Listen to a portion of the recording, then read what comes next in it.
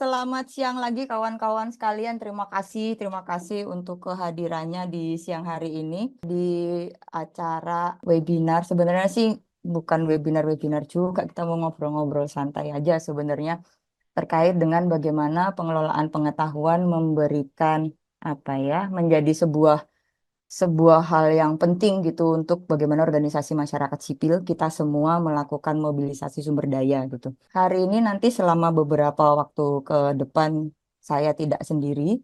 Saya nanti akan bersama orang yang suka bikin saya repot gitu kan. Tapi hari ini kita coba serap apa-apa aja gitu yang ada di beliau karena bagaimana rasanya kayaknya sama saja deh kita semua di sini tuh berdarah-darah lah kalau urusan mobilisasi sumber daya gitu ya, sama saja sebenarnya kami juga begitu.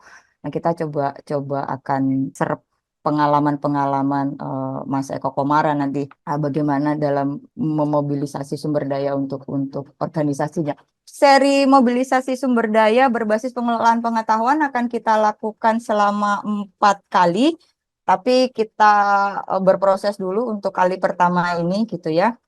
Jadi gini kawan-kawan, ini mau disclaimer dulu gitu ya. Terakhir kali kolaborasi saya dengan Mas Eko berdua ini adalah tahun 2020 gitu. Dan ini baru kami berdua lagi gitu. Jadi nanti kalau misalkan di tengah prosesnya ada bleset-blesetnya, ada miss-missnya gitu, tolong dimaklumi ya.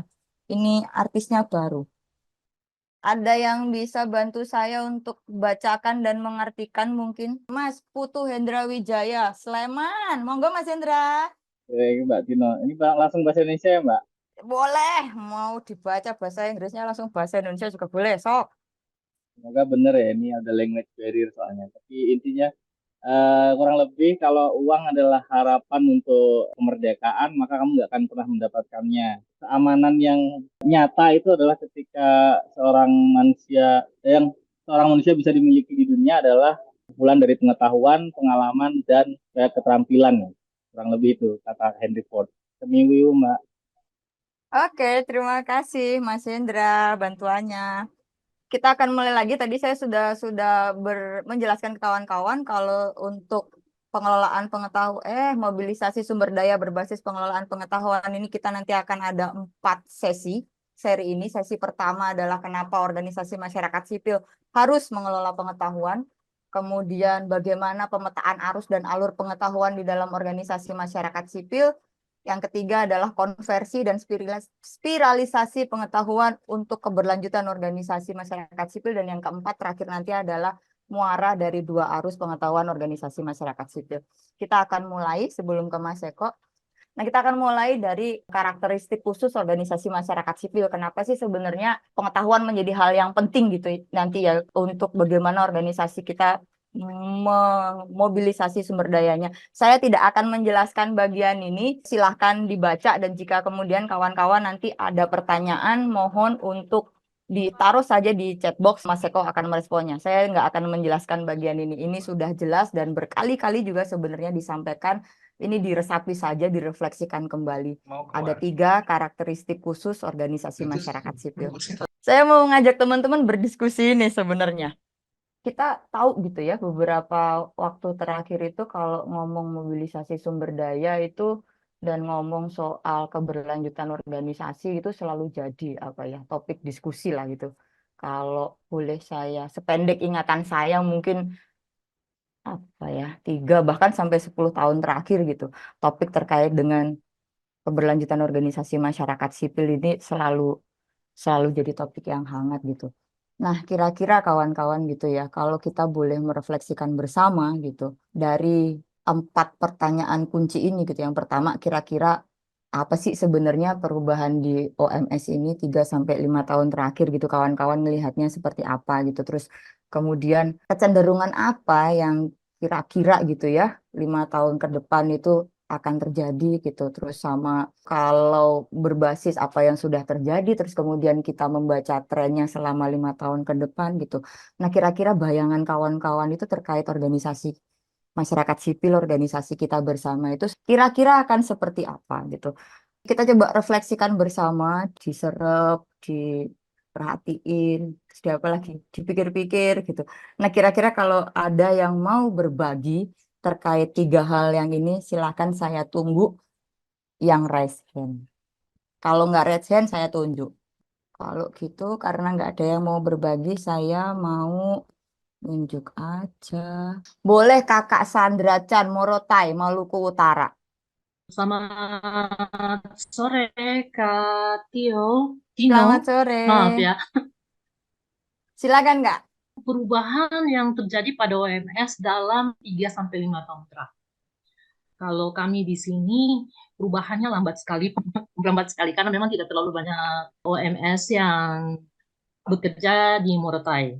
Lalu kalau untuk apa ya, untuk pengetahuannya, memang banyak yang ingin membuat OMS atau menyebutkan dirinya OMS, tetapi belum tahu apa sih sebenarnya tugas dan fungsi OMS ini selain nanti ada solo ada bilang, oh ya saya ada terpuruk dengan keterbatasan dana, lalu ada juga yang lebih ke apa ya, mohon maaf ya, panas-panas tai ayam gitu loh.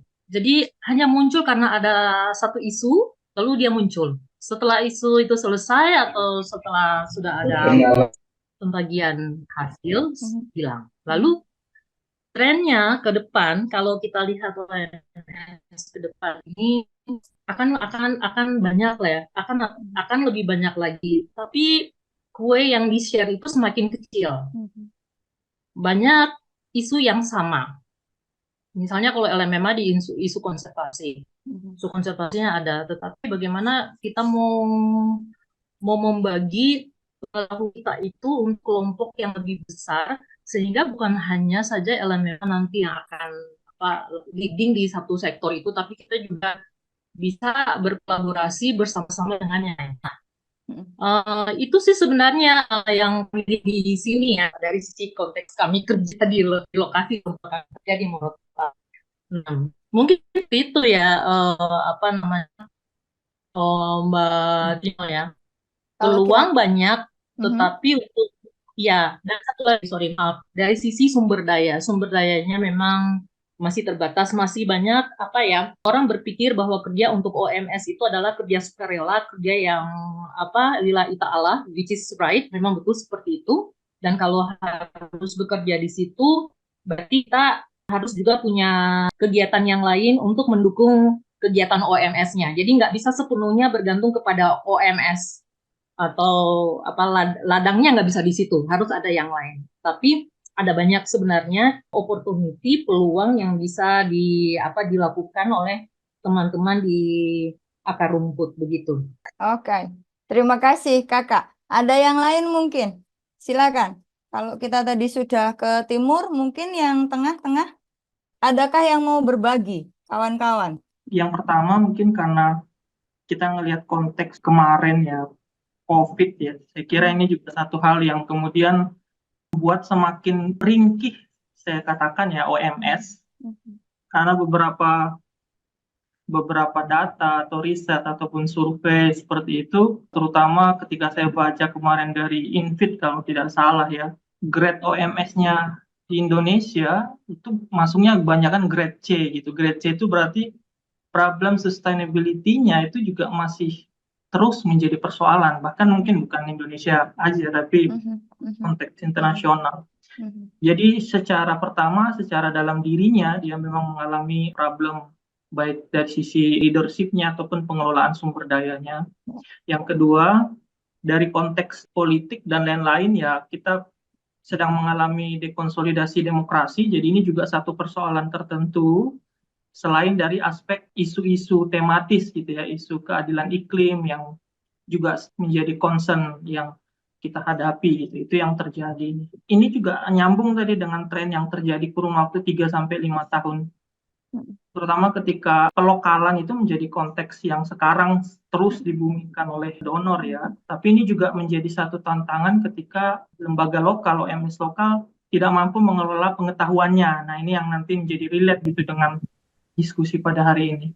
Nah, dan apa yang Anda bayangkan tentang OMS 5 tahun mendatang? Kalau saya tetap visi bahwa masyarakat sipil ini tetap harus kuat ya, apalagi di tengah sekarang proses dekonsolidasi demokrasi itu. Tetapi ini juga harus dibarengi tadi dengan penyiapan konteks pelokalan tadi. Kalau di konteks ini nanti kita akan bicara pengelolaan pengetahuan yang itu saya lihat OMS masih sangat terlambat menyikapi itu dibandingkan dua sektor korporasi maupun pemerintah itu. Itu aja sih dari saya. Baik, terima kasih Kak. Oke, satu lagi. Ada yang lain? Silahkan Kak Nurlinda sama Rinda.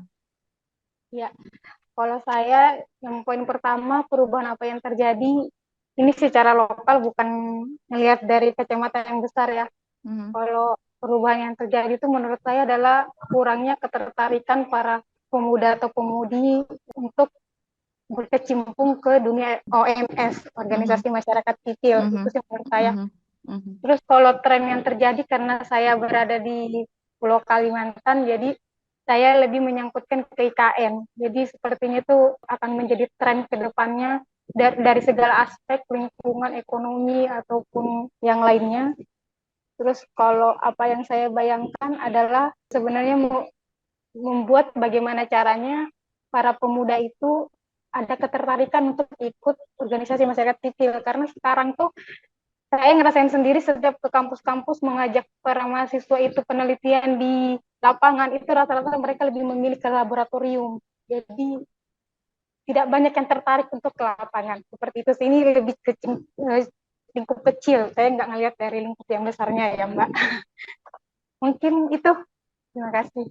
Oke, terima kasih Kak Nurlinda. Iya, anak muda, PR juga. Ini PR kita semua ini sebenarnya. Bukan hanya PR-nya Kak Nurlinda. Terakhir, tadi ada Om Buce. Siap, ya. Jadi ya kalau kami kan berangkat dari organisasi relawan kan, dari ya ada kerjaan mari kami kerjakan. Ya kalau dari situ ya berarti ya perubahannya sampai dengan sekarang itu luar biasa. Harus beradaptasi dengan perubahan-perubahan dan apa bagi kita OMS isu transparansi dan inklusi itu menjadi bagian yang harus kita imbangi makin setiap hari begitu ya. Dan satu mitra dengan apa kebijakan sendiri ya begitu. Yang pertama. Yang kedua ya makin ke sini peluang banyak tapi duitnya kecil-kecil. Ya dibanding awal 2000-an begitu ya. Itu yang pertama.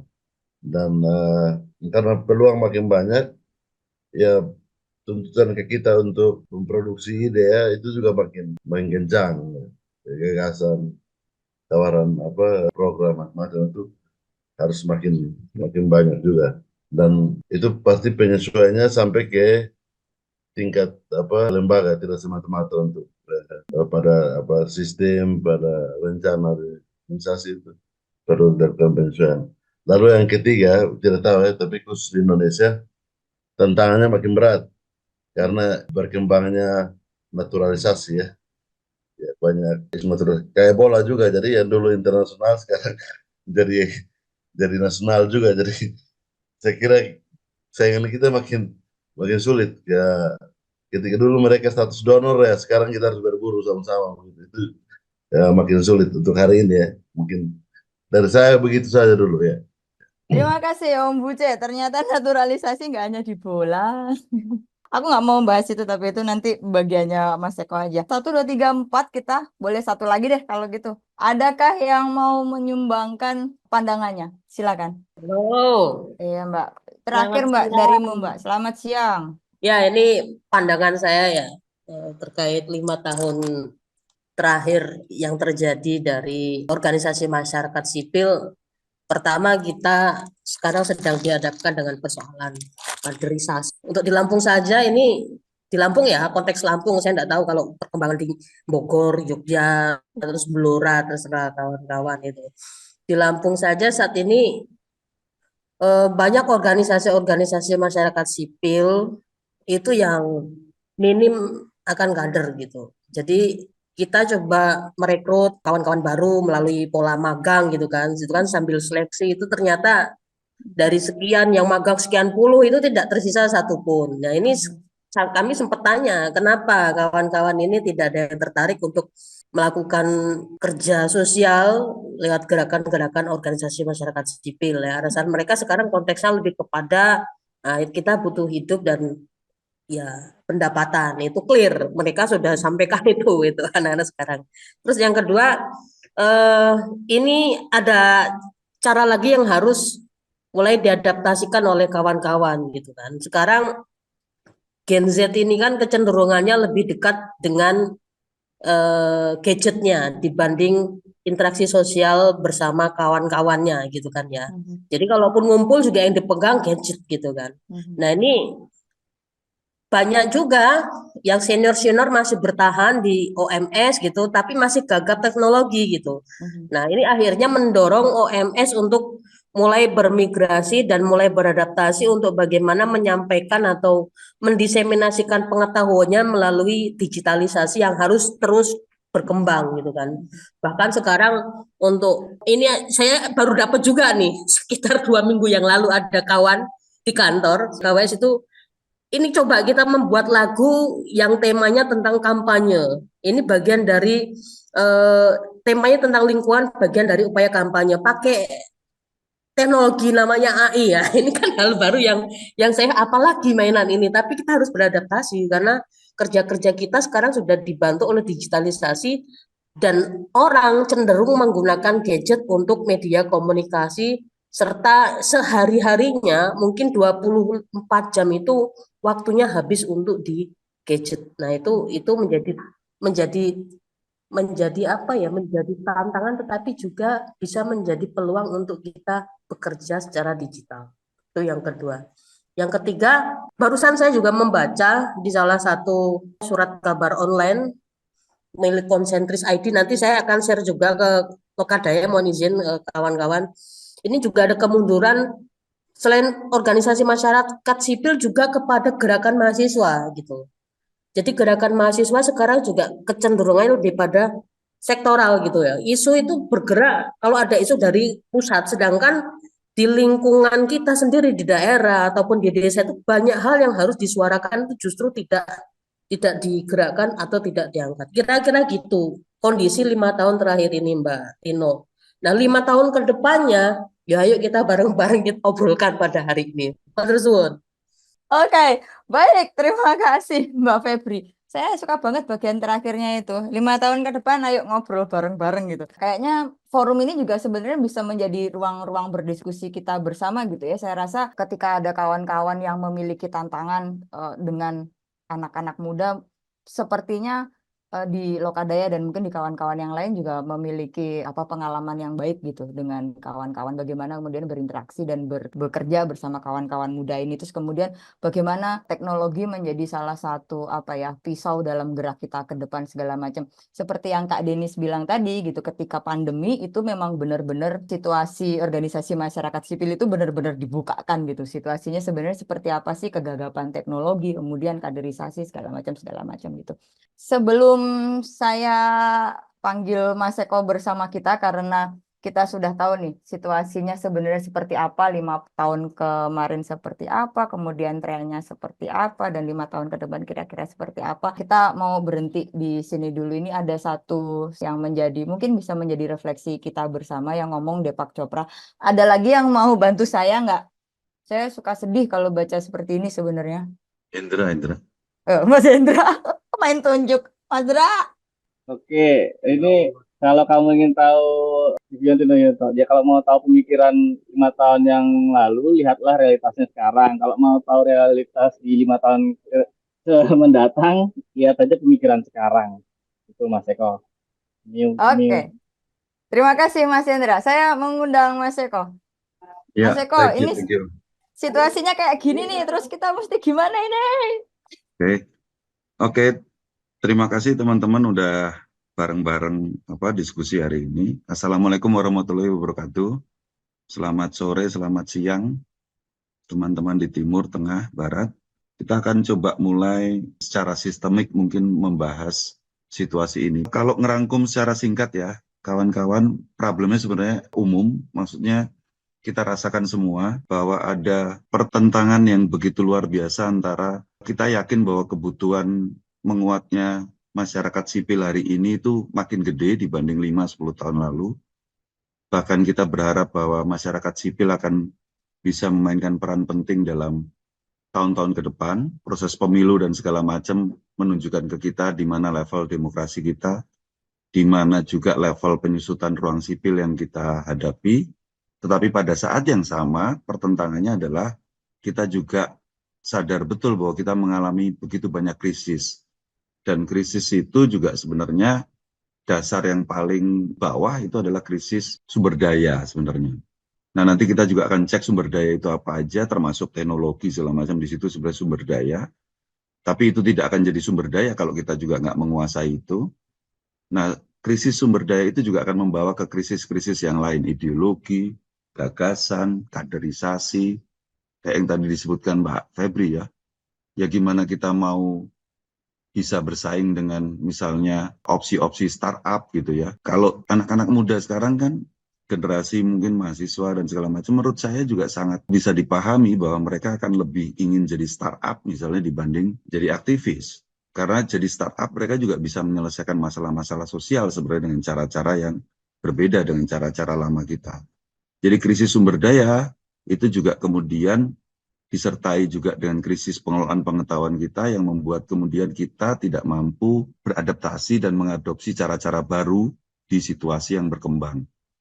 Saya pikir itu lanskap yang kita miliki, teman-teman, tapi saya hari ini bersama kawan-kawan Lokadaya ingin ngajak kita semua berpikir dari sebuah perspektif yang mungkin agak berbeda dari perspektif umum kita sebagai aktivis ya. Di slide ini tolong dilihat teman-teman, ada 3 statement di sini, dan moga-moga ini nanti akan bisa dicek sepanjang jalan di 4 sesi yang kita miliki, bahwa apa sih dasarnya yang kemudian membuat kita itu bermasalah dengan pengelolaan sumber daya, pengelolaan pengetahuan, dan seterusnya.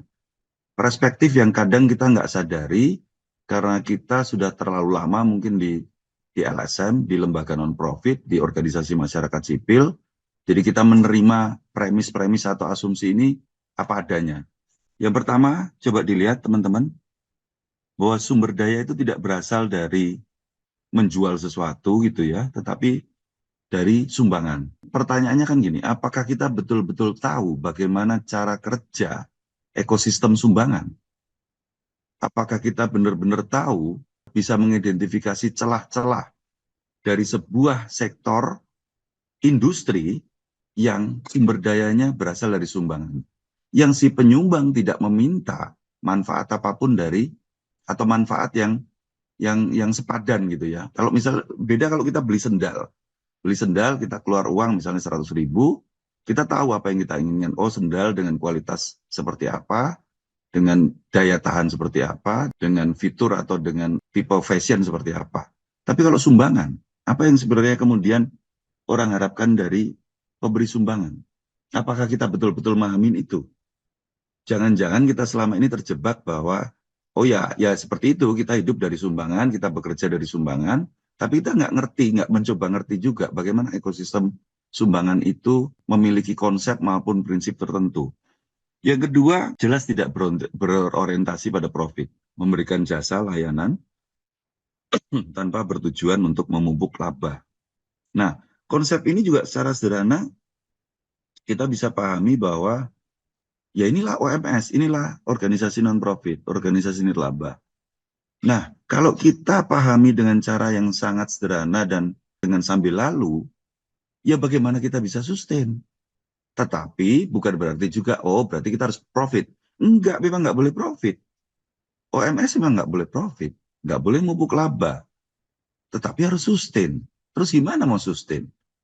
Banyak donor yang sekarang kalau kita bikin proposal harus minta 5%, 10%, 15%, bahkan 20% untuk matching fund. Dan selalu saja kita ngomong gimana kita mau punya matching fund. Orang setiap project kita non-profit. Terus apa yang bisa kita lakukan? Jadi ada banyak pertentangan sebenarnya yang kita biarkan selama ini. Tidak kita urai, tidak kita bahas juga. Makanya judulnya kan di webinar ini hal-hal yang hanya kita yang tahu sebenarnya. Bukan orang lain. Jadi kalau kita ngomongin ini ke orang profit, ke orang apa ya, misalnya pegawai negeri, ke teman-teman yang lain, pemerintah, ya sebenarnya yang goblok kita aja gitu, yang konyol kita gitu. Karena yang tahu hanya kita sebenarnya. Kita nggak bisa ngeluh ke siapapun. Jadi ada banyak pertentangan di perspektif keuangan ini. Tidak boleh profit tapi harus sustain. Bagaimana caranya? Yang terakhir ini menarik juga. Kita lihat bahwa siapa yang jadi pemilik dari sebuah organisasi? Kalau ada teman-teman yang di sini jadi direktur, apakah direktur itu artinya pemilik dari organisasi? Enggak juga. Kalau ada teman-teman dari peserta diskusi ini yang pembina misalnya, apakah dia pemilik? Iya, dia pemilik. Tapi apakah dia bekerja untuk organisasi? Enggak. Direktur yang kemudian bekerja dalam organisasi itu adalah orang yang ditunjuk oleh pemilik atau pembina dalam konteks yayasan ya. Atau kalau perkumpulan berarti rapat anggota perkumpulan. Nah, sehingga siapapun orang yang menjadi direktur, apalagi stafnya ya, staf, manajer, segala macam, itu bukan pemilik, gitu kan. Kan ini agak mirip-mirip dengan korporasi, tetapi bedanya, kalau di korporasi, kalau ada apapun, pemilik akan turun tangan, dan pemilik akan memberikan pesan yang simpel, yang gampang. Cari profit sebanyak-banyaknya. Dan dia akan tanggung jawab, karena dia pemilik, gitu loh. Kalau bangkrut, kalau ada likuidasi, juga pemegang saham sebenarnya yang akan menjadi penanggung jawab. Kalau di LSM, di organisasi masyarakat sipil, sebenarnya siapa pemilik? Konsep kepemilikan atau konsep ownership ini akan sangat terkait dengan bagaimana sumber daya kemudian dimobilisasi atau digalang. Seberapa jauh kemudian tanggung jawab seorang direktur yang dia hanya ditunjuk untuk periode tertentu untuk mempertanggungjawabkan bahwa organisasi itu harus hidup dalam jangka panjang. Agak sulit. Di saat pembinanya juga kadang nggak mau tahu misalnya. Padahal si direktur yang kerja keras dan staf-stafnya juga bukan pemilik. Dia hanya staf. Nah, konsep-konsep yang bertentangan ini dalam perspektif keuangan, ini yang sebenarnya akan mendasari segala macam bentuk pola kerja dan pola-pola juga pola keruwetan dari OMS yang ada bukan hanya di Indonesia, di seluruh dunia. Nah, tetapi semoga kalau kita mungkin nanti bisa mulai ngurai ini dengan kacamata kita masing-masing, dengan kontekstualitas kita masing-masing, siapa tahu kita akan bisa melihat, oh ini loh sebabnya, yang mungkin juga nggak akan bisa disamakan juga sebagai sebuah pemahaman bareng-bareng untuk seluruh kasus. Masing-masing kan berbeda. Ada yang yayasan, ada perkumpulan, ada yang komunitas, ada yang yayasan tetapi kemudian direkturnya juga adalah pendiri misalnya. Nanti kita lihat ini, konflik ini seperti apa kemudian mempengaruhi cara kerja kita dan masa depan kita juga. Kita mulai dari sebuah cara pandang yang paling simpel, paling kuno lah. Segala hal itu dilihat analisisnya dengan SWOT. Nah, coba kita lihat, tetapi kita nggak akan detail ke situ. Kita ngelihat situasi kondisi organisasi kita masing-masing sekarang. Ada strength, ada weaknesses, kemudian kemudian opportunity dan threat. Nah, kita akan memilah 4 kotak ini menjadi 2, dipilah di tengah. Yang sebelah kiri itu adalah cara kita melihat ke dalam, dan yang sebelah kanan itu cara kita melihat keluar. Jadi sebenarnya skema atau mekanisme ini nih didorongkan supaya kita memadukan antara bagaimana kita melihat sekeliling, menghitung, menilai, kalau yang di kanan kan berarti opportunity dan threat ya, dan kemudian melihat kembali ke dalam untuk melihat kekuatan dan kelemahan kita seperti apa. Kita akan mulai dari melihat keluar dulu sebenarnya, terus kemudian juga nanti disertai proses untuk melihat atau menengok ke dalam. Ketika kita menengok ke dalam, kita akan melihat, mengenali kekuatan, terus kemudian menggeser garis keterbatasan, dan kemudian mungkin ini yang akan jadi jawaban, memobilisasi sumber daya. Karena intinya di situ sebenarnya, kan tadi pertentangannya di situ. Di saat OMS ini atau masyarakat jadi penyeimbang dalam segala detil dinamika kehidupan berbangsa di Indonesia, pada saat yang sama kita nggak punya sumber daya. Ini problem utamanya. Nah, bagaimana kemudian setelah melihat keluar, melihat ke dalam, terus melakukan mobilisasi sumber daya. Intinya gitu. Sumber daya organisasi masyarakat sipil. Coba teman-teman baca deh, apa kata-kata kuncinya di sini. Kita mulai mengenali sumber daya ya. Nanti kita akan nemuin kenapa ini irisannya dengan pengelolaan pengetahuan. Sumber daya akan mencakup sumber daya apa? Manusia, itu yang terutama. Bagi teman-teman setuju kan kalau OMS ini sumber daya utamanya manusia kan? Termasuk di dalamnya ada gagasan, ada ide, ada keyakinan, ada pengetahuan, keahlian dan segala macam di situ. Dan kemudian ada juga sumber daya yang non manusia, itu bentuknya bisa barang, misalnya ada uang, ada apa lagi, tanah, misalnya bangunan dan segala macam, dan bentuk-bentuk lainnya yang sebenarnya mungkin tidak selalu bersifat barang juga. Misalnya kayak network, kemudian database, portofolio, reputasi, dan yang lain-lain. Yang ada kata-kata yang penting tuh, yang akan digunakan untuk mencapai tujuan organisasi. Jadi apapun sumber dayanya nggak lepas dari tujuan organisasi kalau kita membahas sumber daya organisasi. Nah, sumber daya itu juga bisa berbentuk sumber daya yang, ini dalam definisi yang lain ya, karena kalau teman-teman googling gitu ya, ini banyak banget ini definisinya. Bisa berbentuk keuangan maupun non-keuangan. Kita lanjut aja, ini simpel. Kita akan mulai masuk ke, kemudian kalau mobilisasi sumber daya itu apa? Silakan dicek teman-teman. Perluasan sumber-sumber daya dan peningkatan keterampilan dalam pengelolaan dan kapasitas dalam mengelola, keterampilan, pengetahuan, dan kapasitas untuk mengelola sumber daya yang dimiliki. Saya stop di sini. Jadi dalam logika yang umum, mobilisasi sumber daya selalu diartikan bagaimana kita mencari yang baru, mencari tambahan, melihat rumput tetangga. Oh, itu beda ya artinya ya, kalau itu ya. Jadi pokoknya nyari sesuatu yang di luar yang kita miliki gitu loh. Yang jarang dan kemudian seringkali terlupakan atau bahkan diignore adalah sumber daya yang kita miliki. Jadi yang namanya mobilisasi sumber daya itu punya arti dua sebenarnya. Satu pasti perluasan, peningkatan, penambahan, apalagi diversifikasi segala macam. Tapi di sisi lain, mobilisasi sumber daya itu juga punya arti bagaimana kita mengelola sumber daya itu sendiri. Kalau kita mau mengelola sumber daya, bisa nggak kita mengelola sumber daya orang lain? Mungkin nggak kita mengelola sumber daya tetangga? Kan nggak boleh ya. Yang bisa kita kelola pasti adalah sumber daya yang kita miliki. Baik yang selama ini sudah kita miliki dalam periode yang cukup panjang, ataupun sumber daya baru yang terus-menerus sebenarnya bisa kita galang. Gitu ya poinnya teman-teman. Nah terus memastikan ketercukupan sumber daya organisasi dalam pengembangan, pelaksanaan, keberlanjutan, dan pencapaian. Ini kita coba gambarin dalam sebuah skema yang simpel. Bagaimana sih peran mobilisasi sumber daya dalam organisasi? Manusia, jasa, terus barang. Ya ini bentuk ya berarti ya. Bisa finansial, bisa non-finansial. Lihat irisannya. Kalau yang manusia itu kan non-finansial tuh.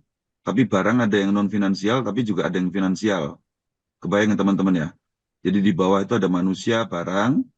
Manusia tuh pasti masuk kategori non-finansial. Tapi sebenarnya itu juga akan punya konsekuensi finansial seperti yang disampaikan Mbak Febri tadi. Karena kita tidak sepenuhnya juga kemudian mengartikan aktivisme atau volunteerisme itu terus nggak dapat bayaran gitu loh. Sumber daya ini akan Perluasan sumber daya. digunakan untuk perluas. Ini mobilisasinya ya berarti ya. Dari sumber daya ini kita harus melakukan perluasan sumber daya atau Peningkatan keterampilan, peningkatan pengetahuan, peningkatan kapasitas. Ada 3 ya. Ya. Keterampilan, pengetahuan, mungkin pengetahuan dulu sebenarnya. Pengetahuan dulu, keterampilan, kapasitas untuk mengelola. Untuk apa tadi dibilang? Pengembangan, pelaksanaan, keberlanjutan. Nah ini udah mulai masuk keberlanjutan, kegiatan, proyek, program, di level mana kita bekerja untuk pencapaian visi dan misi organisasi. Nah pertanyaannya adalah bagaimana jika kita tidak mengelola sumber daya? Jika kita tidak melakukan mobilisasi sumber daya. Hilang berarti itu kan, kita nggak lakukan ya. Jadi kita cuman bekerja, cari duit ke project dapat, agreement kita jalan, laporan selesai. Kita nggak melakukan mobilisasi sumber daya yang di dalamnya tercakup perluasan dan pengelolaan itu sendiri. Maka jadi yang ada cuman finansial. Kita nggak ngelola yang lain gitu kan. Yang kita cari cuman finansial. Nah kalau logika kerjanya hanya mengharapkan sumber daya itu dari sudut pandang finansial, maka apa yang hilang? Keberlanjutan nggak akan ada. Pengembangan nggak akan ada. Pelaksanaan aja ya, gitu ya. Ketika itu terjadi, nggak usah ngomong program deh, nggak usah ngomong proyek juga, kadang cuma kegiatan. Bayangin, ini yang selama ini kita lakukan, cari duit, melaksanakan proyek, dan kemudian kalau itu yang terjadi, ya nggak usah ngomong visi dan misi. Hanya 3 ini yang sisa dari kita sekarang ini. Jadi sebenarnya slide ini dan animasinya ingin menunjukkan bahwa itu finansial juga lama-lama hilang ya. Ya habis sudah organisasinya. Nah, slide ini ingin menunjukkan bahwa betapa pentingnya posisi atau kesadaran untuk melakukan mobilisasi sumber daya. Bukan kemudian hanya sibuk bekerja di level kegiatan proyek. Dan berharap dari ada keberuntungan donor datengin kita misalnya. Atau berharap dari 10 proposal yang kita masukin, lolos 1 lah. Atau berharap diajak konsorsium sama yang lain. Nah, tetapi kalau level pemikirannya hanya project dan tidak melengkapi dengan yang bagian tengah itu, yang mobilisasi sumber daya, ya siklusnya akan hanya finansial masuk, pelaksanaan proyek dilakukan, terus-menerus, dan sebenarnya kita nggak akan pernah sedikit pun mendekati visi dan misi organisasi. Nah, ini adalah jenis-jenis sumber daya yang kita bisa bahas lebih jauh nanti. Di sini sebenarnya moga-moga kawan-kawan bisa melihat bahwa sumber daya itu nggak hanya bentuk finansial. Bacain. Ada sumber daya manusia, ada pendanaan, kemudian ada data informasi dan yang menjadi pengetahuan. Ini juga yang akan jadi kunci kita ke depan, data, informasi, pengetahuan. Kemudian ini ada adalah, teknologi. sebentar, pelan-pelan. Data, informasi, dan pengetahuan itu bentuknya paling abstrak. Sumber daya manusianya kelihatan. Duitnya kelihatan, gitu ya. Tapi data, informasi, datanya masih mungkin kelihatan. Informasinya samar-samar. Tapi pengetahuan itu apa? Benarkah kita benar-benar tahu pengetahuan itu apa? Terus kemudian apa? Teknologi, informasi. Ya, yang menjadi teknologi informasi dan komunikasi, pengembangannya. Dan ini yang tadi dibilang bahwa ini sesuatu yang nggak akan keniscayaan, yang nggak bisa kita bendung. Tapi kita sama-sama tahu bahwa tidak mudah buat kita untuk beradaptasi dengan kemajuan teknologi. Kita hidup dari zaman mesin ketik, zaman masukin disket pakai desktop yang DOS, dan sekarang semuanya begitu jauh berbeda. Beda dengan anak-anak kita, beda dengan adik-adik kita yang kemudian mereka jauh lebih adaptif terhadap perkembangan teknologi. Kita enggak. Dan ketika kita tidak menguasai teknologi, maka sebenarnya kita juga akan mengalami keterbatasan dalam setiap kompetisi. Kompetisi bukan hanya dengan LSM ya. Kita tuh kan kadang mikir kompetisi hanya LSM. Yang kita harus kompetisi itu dengan pemerintah, dengan korporat, dengan pihak-pihak lain. Karena kita harus menjaga keseimbangan itu. Tapi ternyata kita ini biasanya cuma kompetisi dengan LSM. Makanya tadi Om Buce bilang, naturalisasi itu kan, nasionalisasi itu kan, yang paling kita bayangkan atau paling dekat mengganggu kita. Padahal sebenarnya kemajuan di tingkatan pemerintah, korporat, itu luar biasa besar. Dan itu semua dipicu oleh teknologi. Ada apa lagi di luar itu? Di luar lingkaran besar? Ada jejaring. Jejaring, itu juga sumber daya. Ada balik, kita sebagai penyeimbang dari satu ekosistem. Ekosistem yang ada pemerintah sama korporat ya. Atau tapi kalau, ini, Enggak, maksud sebelum kita lanjut, kayaknya mungkin sampai sini dulu. Kita ada sepi beberapa, banget gitu. Di chat nggak ada isinya. Mungkin ada yang mau itu gitu, Mas. Reflektif atau apa gitu. Oke, silakan. Siapa tuh? Silakan. Om Buce suaranya. Om Buce silakan. Dari gambar tadi Om, ini mengingatkan saya, kami belajar ber-SM dengan perspektif pemerintah itu musuh. Yo. Dan gambar ini mengingatkan dalam perjalanan, ternyata tidak bisa seperti itu. Ya. Karena kita sama-sama menyasar perubahan di tingkat masyarakat ya. Nah, yang menjadi sahabat, tapi sahabat yang kritis. Yang kritis, menjaga jarak kritis ya. Itu dah mungkin sharing yang lama. Iya, Om Buce. Aku pikir paradigma yang kita alami selama ini juga sudah menunjukkan ya bahwa kebanyakan dari kita mungkin lahir di Orde Baru ya. Jadi Di masa-masa itu kan memang idenya, Betul.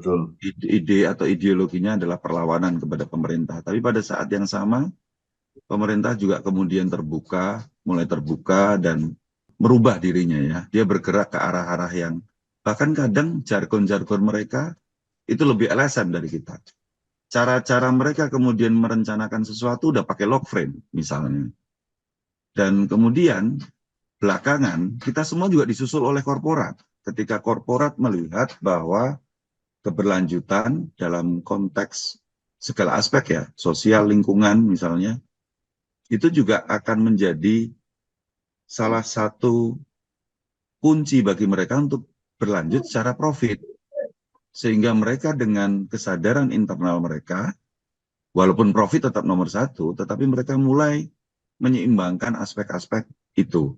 Nah, pada saat yang sama, pertanyaannya adalah seberapa jauh kemudian kita sebagai organisasi masyarakat sipil mampu reflektif dan kemudian melihat ulang bagaimana peran dan posisi kita dalam keseimbangan tiga pihak itu.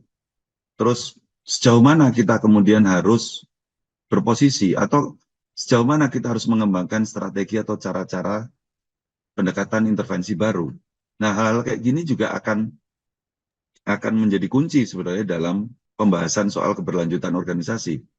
Nah, pada saat yang sama juga diskusi-diskusi seperti itu jadi agak minor karena kita sibuk soal cari uang gitu kan, cari financial support. Nah, situasinya kayaknya kira-kira kayak seperti itu. Tapi thank you Om Buce untuk ingatannya.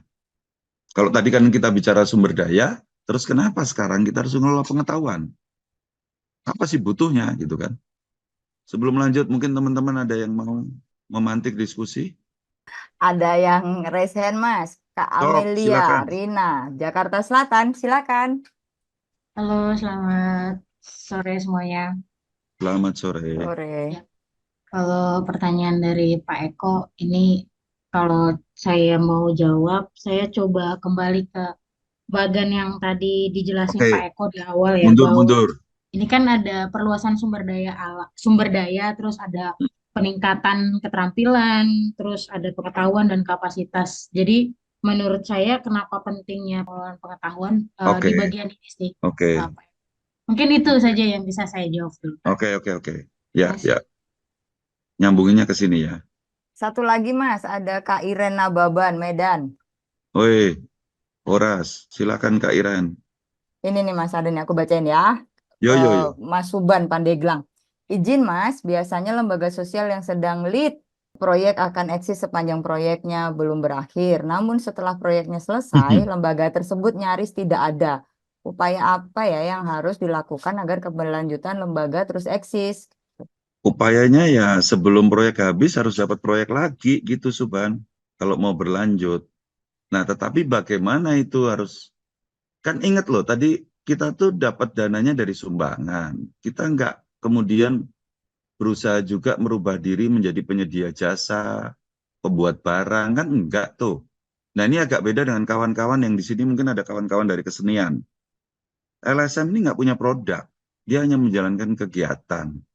Sedangkan kalau kawan-kawan dari kesenian, biasanya mereka punya karya. Itu agak beda. Tapi itu juga mungkin yang akan kita bahas lebih jauh nanti di sesi 3 ya. Agak sabar teman-teman, nanti kita nyampe juga ke sana. Bagaimana kita bertahan?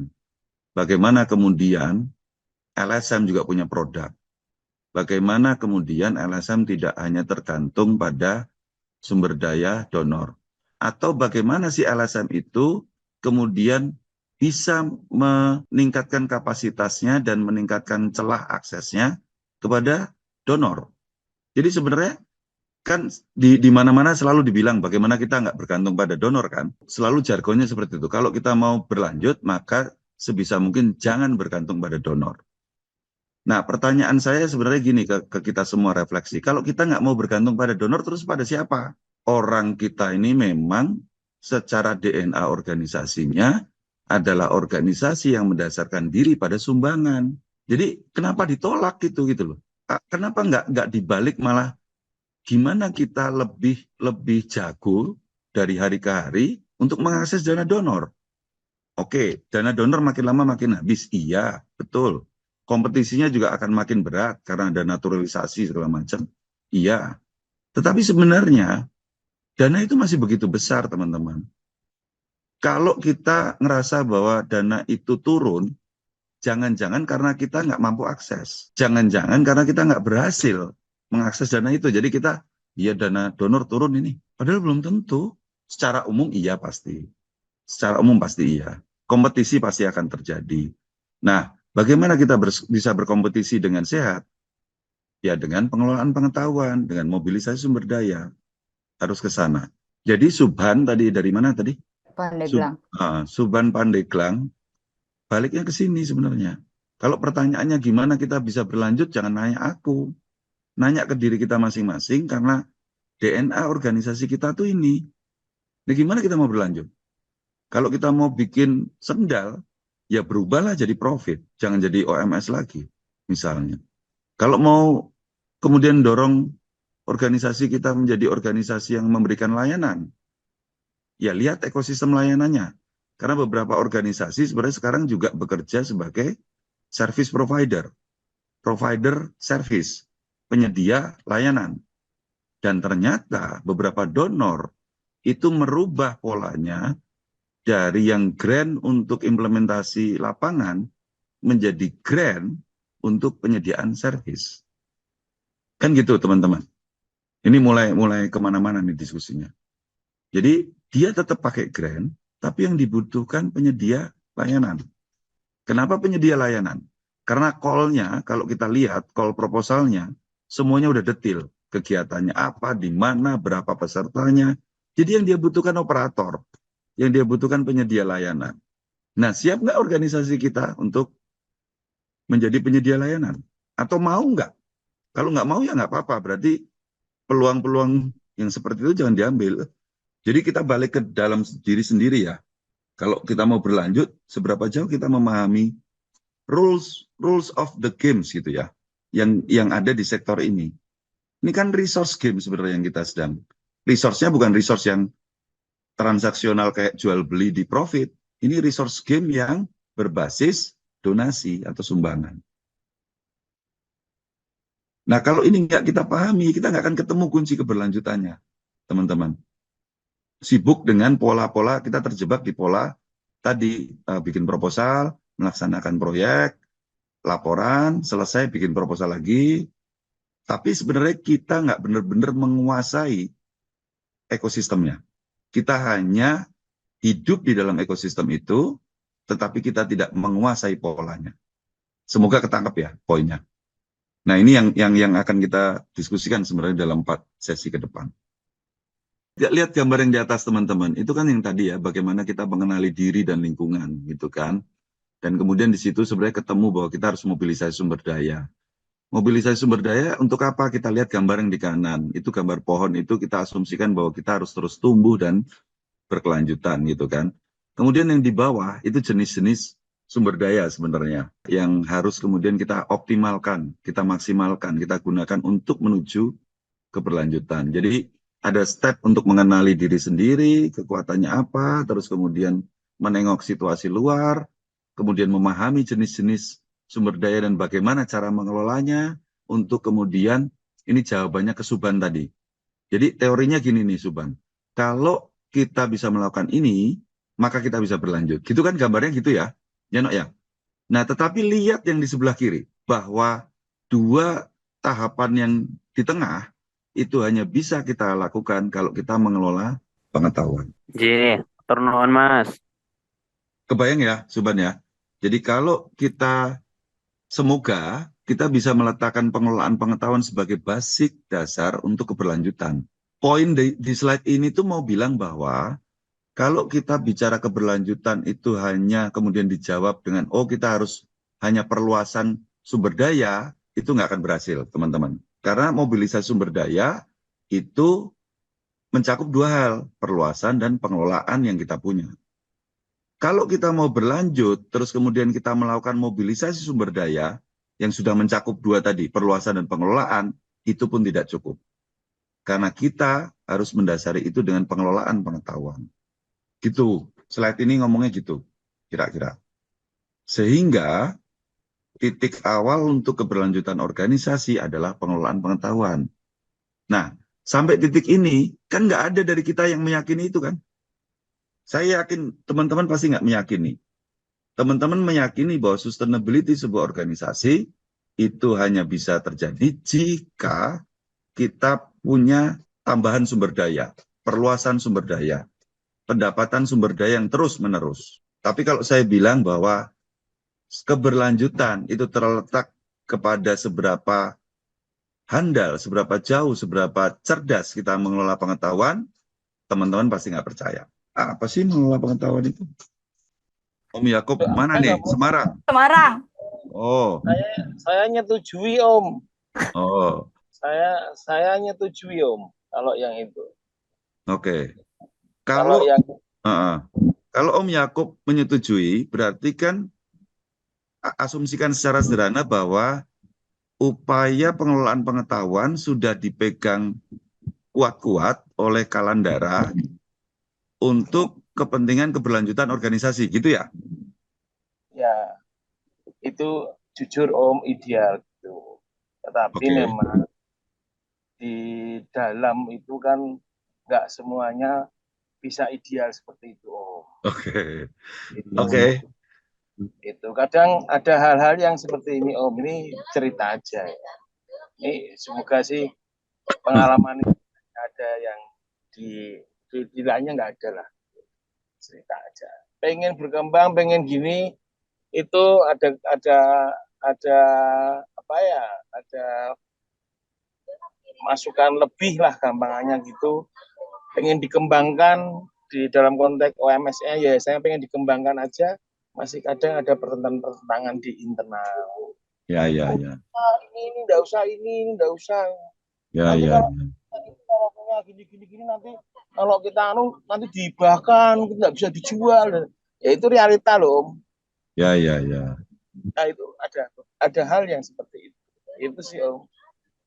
Itu ya. Salah satu aja. Dan saya nggak tahu ya apakah di teman-teman UMS yang lainnya juga. Oke. Thank you Mas Yakobus. Jadi sehat-sehat ya Om. Sehat-sehat. Nah, ini akan nyambung juga dengan slide selanjutnya. Sebenarnya ada 3 level di dalam organisasi yang sebenarnya kita harus kenali. Jadi, itu tadi yang dibilang, bahwa organisasi itu kan nggak bisa dilihat sebagai sebuah mesin. Organisasi, terutama organisasi masyarakat sipil, beda sama organisasi profit ya. Kalau organisasi profit lebih mudah kita mendorongnya menjadi satu warna, karena tujuannya profit. Organisasi militer jauh lebih mudah lagi karena komando. Tetapi di organisasi masyarakat sipil kita sama-sama tahu bahwa masing-masing orang yang bekerja atau memiliki kepemilikan terhadap organisasi itu, masing-masing dari kita memberikan ruang untuk tetap punya nilai masing-masing. Dan itu memang nggak mudah ya untuk dikelola. Jadi akan ada 3, lagi-lagi ya, kenapa ini kita judulin Things Only We Know, artinya itu memang yang konsep ini dipersiapkan khusus untuk OMS. Jadi bukan konsep yang kemudian diambil dari konsep barat, pengelolaan pengetahuan umum gitu juga enggak gitu loh. Jadi ini memang benar-benar penemuan sendiri yang kita bangun bersama beberapa kawan-kawan ya. Dan penemuan ini juga didasari pengalaman panjang yang harapannya dengan proses diskusi ini akan memperkaya konsep ini gitu ya. Nanti kita lihat sejauh mana. Ini pengen gambarin bahwa di dalam organisasi sebenarnya ada 3 level. Level konteksnya itu ada di organisasi, terus apalagi itu di level agennya itu ada di individu, dan kemudian ada objek itu di level data dan informasi. Nah, inilah yang akan menjadi leveling dari pengetahuan itu sendiri. Dan keberlanjutan juga pada sisi yang kanan. Jadi kalau kita bicara pengelolaan pengetahuan ada 3 level itu. Kalau kita bicara soal siapa yang harus menjadi pembelajar ada di 3 level itu. Kalau bicara keberlanjutan juga akan ada di 3 level itu. Jadi siapa sih yang harus berlanjut, organisasi atau individu? Seharusnya memang dua-duanya, nggak bisa terus organisasi berlanjut, terus individunya mandek. Atau organisasinya mandek, individunya berlanjut. Masa depan itu belum ada, belum tertuliskan. Gitu kan Hendra? Tetapi bagaimana kita mengimajinasikan masa depan itu akan mempengaruhi attitude kita saat ini dan juga perilaku. Jadi bagaimana kita mengimajinasikan masa depan itu akan mempengaruhi attitude dan perilaku kita hari ini. Gitu kira-kira lah, yang lainnya. Nah, kita pengen diskusi, ini juga modelnya bisa drop chat di box ya teman-teman.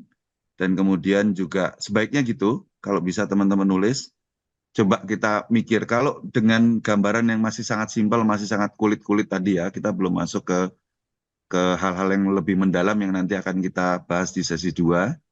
Sesi 2 itu misalnya kita bahas gimana sih pola atau skema pengelolaan pengetahuan, misalnya gitu. Apa itu SETI, dan seterusnya gitu. Itu sangat teknikal, tapi nanti kita bawa juga ke versi OMS-nya.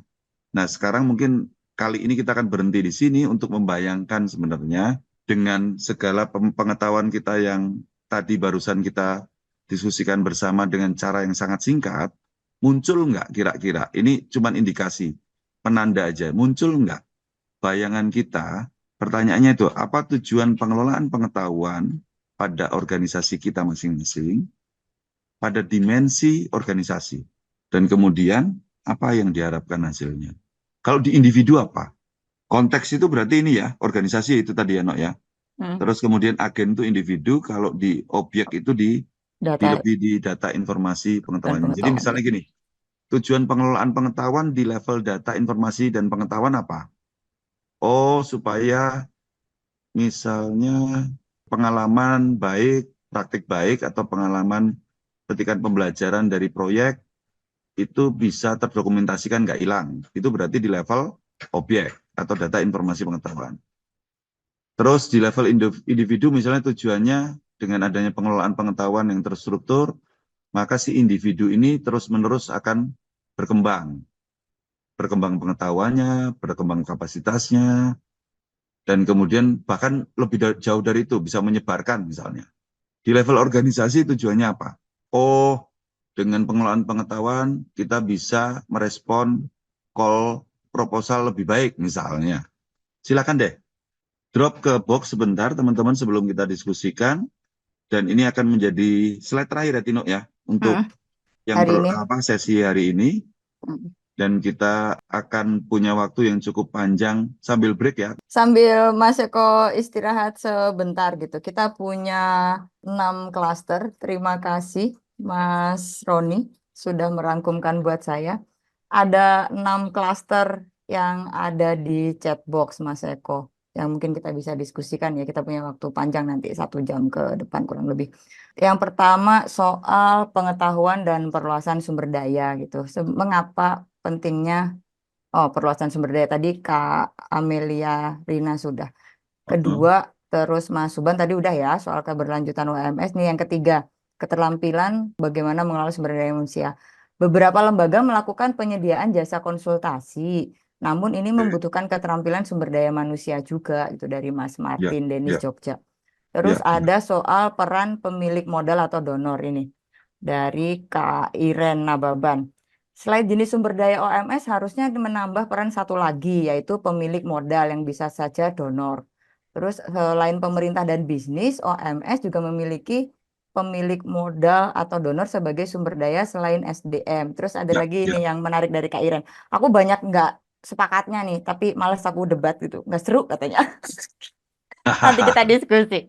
Yang kelima adalah logika dan logistik. Ini dari Mbak Febri. Simpulan ala Lampung dari Mas Eko adalah logika tanpa logistik akan sulit untuk jalan. Logistik nggak ada pakai logika, jalannya kesasar. Kata Mbak Febri.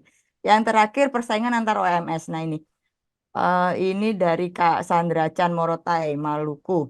Persaingan antar OMS cukup kuat, saling menahan pengetahuan daripada berbagi pengetahuan dan kerjasama karena takut disaingi. Masing-masing mempertahankan positioning dan branding dirinya. Kayaknya ini bisa jadi refleksi kita bersama nih Mas. Aku rasa poinnya Usi Sandra betul ya. Itu yang terjadi karena ya kalau mau geser ke isu kompetisi kan lagi-lagi ini soal resource. Ketika resource terbatas, resource terbatas dan kemudian juga demand-nya lebih banyak gitu ya. Asumsinya demand-nya lebih banyak, supply-nya terbatas, maka kompetisi pasti akan terjadi. Itu nggak bisa ditolak teman-teman. Jadi kalau kita bicara gimana sih supaya LSM ini nggak kompetitif, nggak bisa. Karena ini sektor industri yang memang basisnya resource. Nggak bisa terus kemudian kita mengedepankan, oh kita ini aktivisme sehingga kita nggak bersaing, nggak kompetitif. Itu sulit sekali di dunia nyata. Kita harus realistis bahwa itu terjadi gitu loh, kompetisi. Nah, tetapi kompetisi yang sehat itu yang harus kita juga lakukan gitu kan. Kalau kompetisi yang sehat itu artinya ketika kita kompetitif, kita meningkatkan kapasitas kita untuk mengakses, semoga teman-teman yang lain juga melakukan hal yang sama gitu loh. Jadi sebenarnya perbaikan di ekosistem ini secara kolektif akan terjadi kalau kita memang kompetitif secara sehat. Dan itu memang tidak mudah teman-teman. Kenapa tidak mudah? Misal, ada soal monopoli informasi misalnya. Ada soal juga monopoli resource awal. Ada yang punya resource awal, organisasi dibangun dengan resource awal yang sudah ada. Ada yang kemudian juga harus mengakumulasi resource itu pelan-pelan gitu ya, nggak ada bantuan dari siapapun. Ada juga monopoli pengetahuan dalam kompetisi itu. Nah ini yang paling banyak kemudian kita sama-sama tahu, yang paling banyak kemudian bisa mengakses pasti kemudian Jakarta misalnya. Atau LSM nasional misalnya.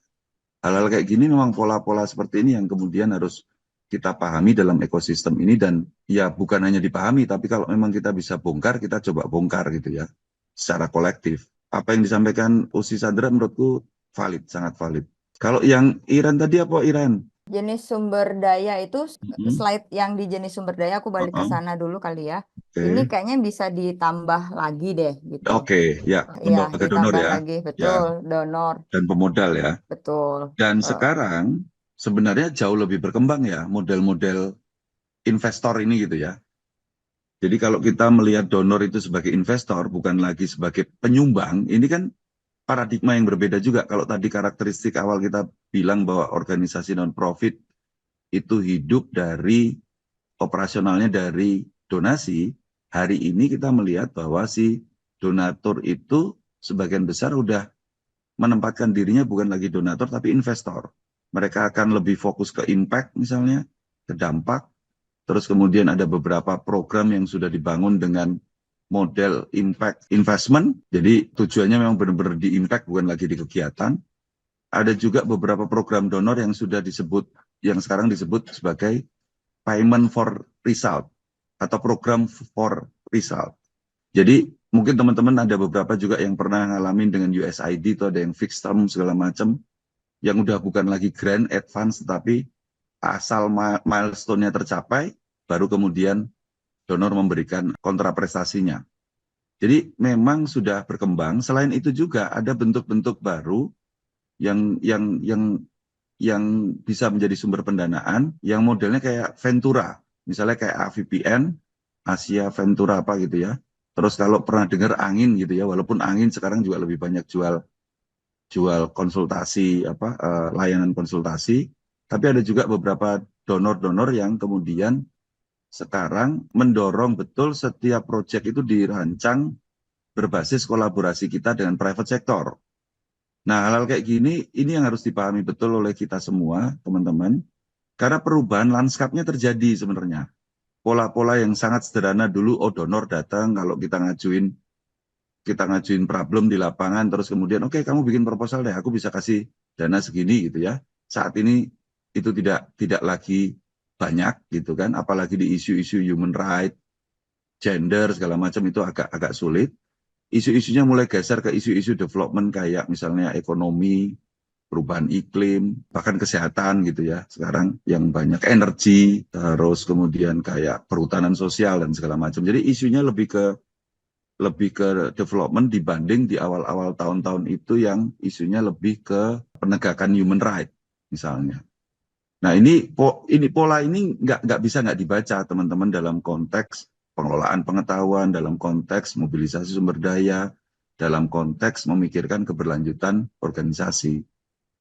Dan keberlanjutan organisasi itu kan sesungguhnya bukan hanya keberlanjutan sebuah lembaga ya, tapi keberlanjutan visi misi yang kita tempatkan ketika kita mendirikan organisasi. Ketika visi kita misalnya Indonesia yang lebih baik, dan kemudian diturunkan menjadi aspek tertentu dari Indonesia yang lebih baik atau wilayah tertentu, itu kan butuh waktu panjang ke sana. Dan ketika visi itu belum tercapai, disitulah sebenarnya keberlanjutan kita letakkan kan.